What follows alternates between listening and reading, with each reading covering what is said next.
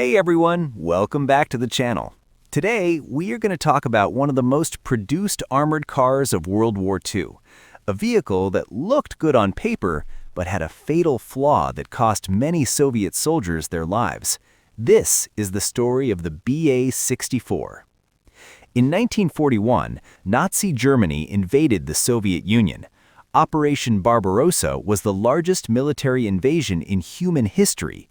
Millions of German soldiers poured across the border, and they brought something the Soviets had never seen before: a small, fast, nimble armored car called the SDKFZ-222. This German vehicle was revolutionary for its time. It was light, it was quick, it could scout enemy positions and disappear before anyone could react. Soviet commanders watched these little machines zip around the battlefield and realized they had nothing like it.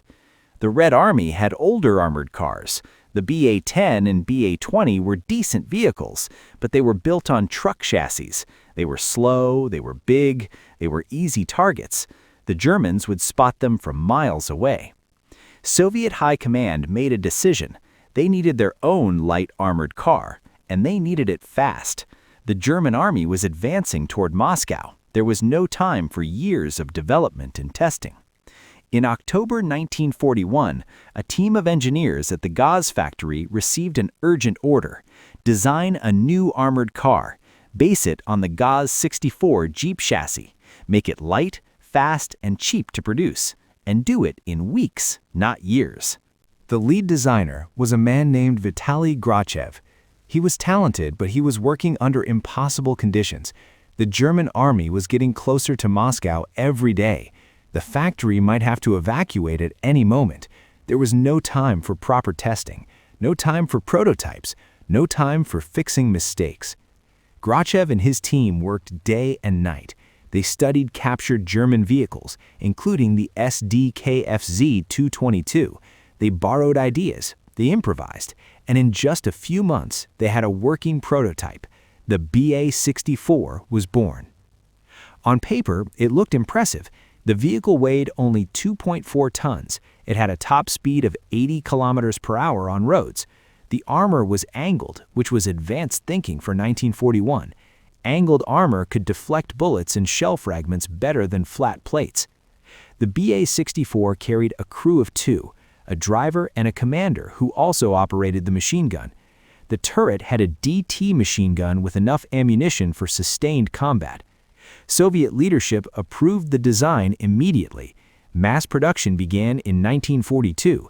Factories churned out thousands of these little armored cars. By the end of the war, over 9,000 BA-64s had been built.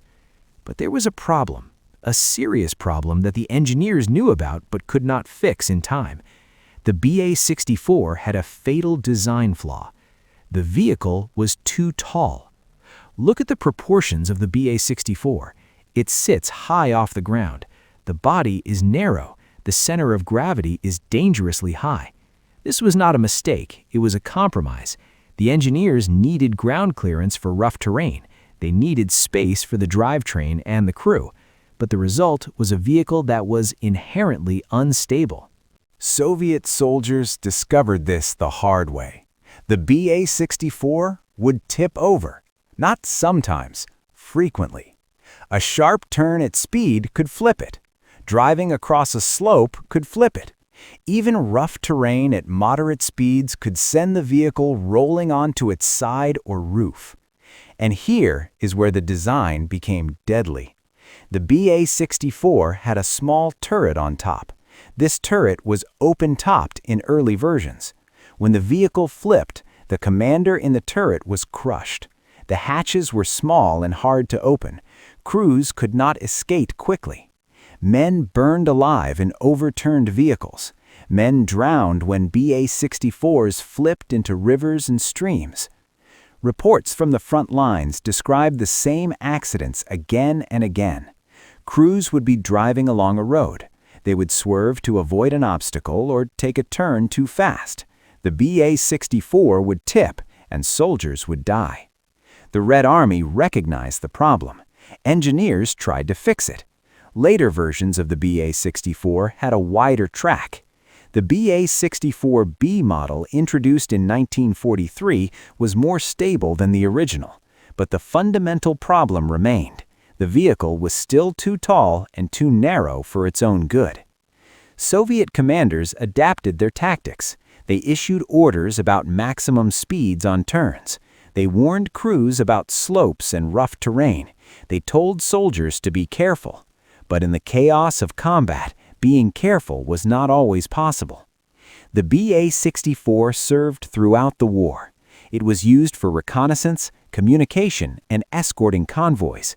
It fought in the Battle of Stalingrad. It rolled into Berlin in 1945. Despite its flaws, it filled a role the Red Army desperately needed. But the human cost was significant.